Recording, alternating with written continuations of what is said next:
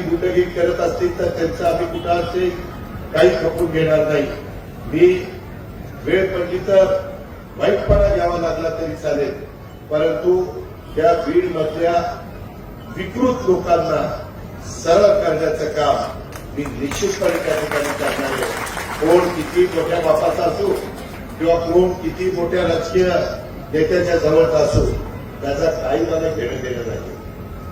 मी सरळ करणार म्हणजे करणार, आणि जोपर्यंत माझ्यामध्ये ती ताकद आहे तोपर्यंत मी मागे हटणार नाही, हा विश्वास देखील मी आपल्या सगळ्यांना. मात्र या निमित्ताने मी आपल्या सगळ्यांना सांगू इच्छितो की बीड आणि बीडकरांची बदनामी करणाऱ्या गोष्टी आपल्याला थांबवायच्या. त्यासाठी प्रत्येक बीडवासियांनी एकत्र येऊन जातीय सलोखा निर्माण करायचा.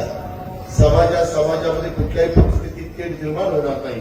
कुठल्याही चुकीच्या पद्धतीच्या विरोधात आवाज उठवण्याची गरज असेल त्यावेळेस तो आवाज उठवला पाहिजे. जे चुकत असेल ते थांबवलं पाहिजे.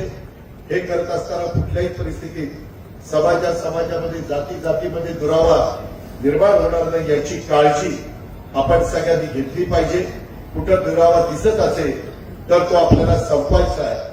बीडला पुन्हा एकदा विकासाच्या वाटेवर आपल्याला सगळ्यांना मिळून यायचा प्रेस घेत होतो. अक्षरशः प्रेसमध्ये काही पत्रकार काय प्रश्न मला विचारत होते, मी ज्याची उत्तरं दिलेली आहेत तेही प्रश्न पुन्हा ते विचारत होते. अशा पद्धतीनं वागू नका. तुम्हाला ब्रेकिंग न्यूज किंवा तुम्हाला त्या ठिकाणी टीआरपी वाटण्याच्या करता ज्या पद्धतीनं काही जण जरा वेगळ्या प्रकारचा विचार करतात, तो काही बाबतीमध्ये समाजाला अडचणीचा करतो आणि त्याच्यातून नाक बदनामी ही कधी कुठल्या शहराची होती हे पण आपल्याला विसरता येणार नाही. आणि म्हणून त्यांच्या दोघांच्या या योगदानाबद्दल मी त्यांच्या मनापासून अभिनंदन करतो. खरं तर परवा 30 तारखेला गुढीपाडवा झाला.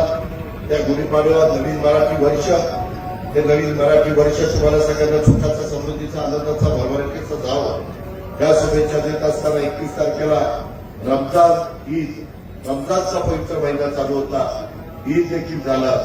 त्या ईदच्या निमित्तानं देखील माझ्या मुस्लिम बांधवांना मी शुभेच्छा देतो. आणि सोशल मीडियानं माध्यमांचं रूप पालटवलेलं आहे. आज बातम्या केवळ वृत्तपत्रापुरत्या मर्यादित राहिलेल्या नाही. मोबाईलवर, सोशल मीडियावर काही सेकंदामध्ये बातम्या पोहोचतात. माध्यमांचा वेग हा झपाट्याने वाढलेला आहे. मीडियाने सुद्धा वाईटाला वाईट म्हटलं पाहिजे, चांगल्याला चांगलं म्हटलं पाहिजे. मीडिया ट्रायल हे होता कामा नये. त्याच्यातून कधी एखादा चुकीचा माणूस आयुष्यात उद्ध्वस्त होतो.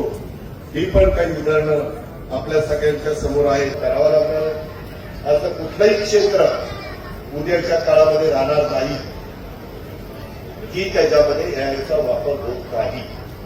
ही काळाची गरज आहे. काळानुरूप आपल्याला पावलं उचलावी लागतील. आम्ही पण कृषी विभागाला यंदा 500 कोटी रुपये त्या कामाच्या करता ठेवलेले आहेत. कमी पडले तर अजूनही देण्याची आमची तयारी आहे. परंतु हे राज्य देशामध्ये अग्रेसर राज्य राहिलं पाहिजे. हे राज्य हे सर्व जाती धर्माच्या लोकांना न्याय देणारं राज्य राहिलं पाहिजे. हे राज्य कायदा सुव्यवस्था उत्तम राखणारं राज्य राहिलं पाहिजे. या राज्यामध्ये चुकीच्या गोष्टीला अजिबात थारा नसता कामा नये. अशा पद्धतीचं शिवशाहू फुले आंबेडकरांच्या विचारांचं हे राज्य राहिलं पाहिजे. चांदल्यापासून बांधल्यापर्यंत प्रत्येक माणसाला हे राज्य माझाही विचार करतंय.